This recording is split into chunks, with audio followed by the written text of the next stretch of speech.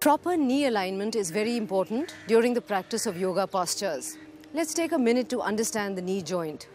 So the knee is a hinge which allows this joint to move backwards and forwards.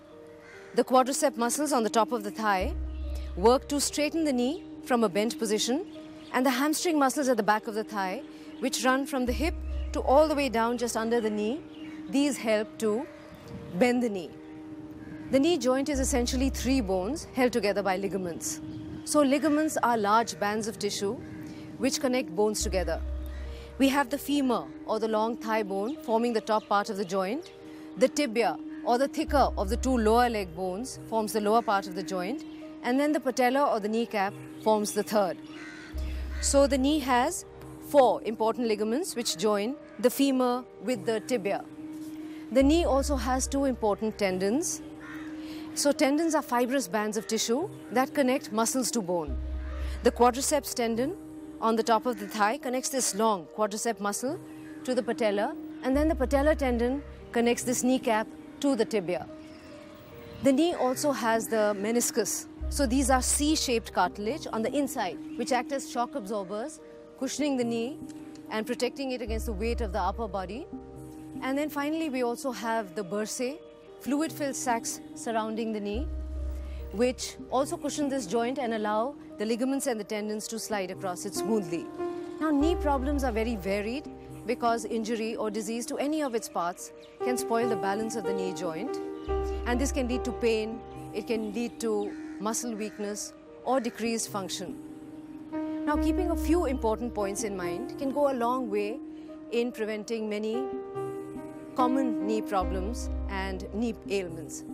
So of these, two are very, very imperative, two are very important. And the first is the positioning of the knee joint. So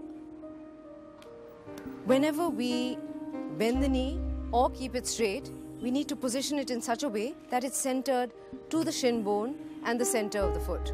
So this would be the correct alignment, whether the knee is bent, here it's centered to the shin bone and the center of the foot, or even if it's not bent, it's straight.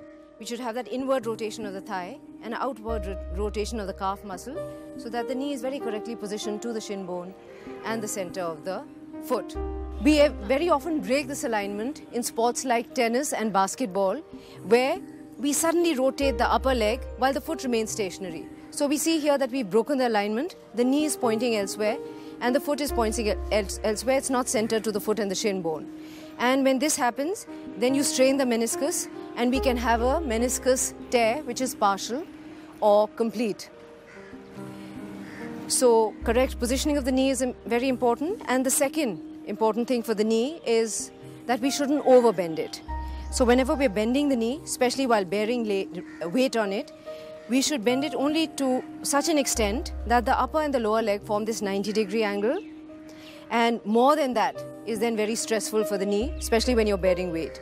If we were overbending the knee while we were very close to the floor, and in this position you're overbending the knee, you're safe because you have the whole length of the back leg taking the support of the floor, so there's no weight on the knee and it's fine.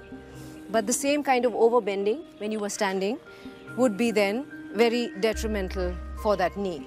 So once again, let's recap two important things: the correct positioning of the knee to the shin bone and the center of the foot, and no overbending the knee beyond this angle. Besides this, 5 other points which we should keep in mind for the safety of the knee. 1, we should avoid any kind of exercises or movements which are very high impact on the knee. So try and choose brisk walking and power walking over running. And if you really love running and you must run, then try and choose a softer surface like the grass or mud instead of hard concrete. Next, we should strengthen our hips, strengthen our upper thigh muscles, the quadriceps and the hamstrings, our calf muscles, our ankle joint and our foot. So then the knee is very strongly supported from above and from below. Third, we should lose all extra weight. So usually the weight comes and packs in here in the abdominal region, and then it comes down very strongly on the lower leg joints, the knee joint and the ankle joint. We should wear shoes with a good arch support, and women should wear heels sparingly. And finally, glucosamine and chondroitin are available as dietary supplements. So if you feel you have the need for these, you should definitely consult your doctor and see if these are helpful and beneficial for you. So glucosamine prevents, slows down cartilage destruction, and chondroitin is a substance which is found naturally in cartilage.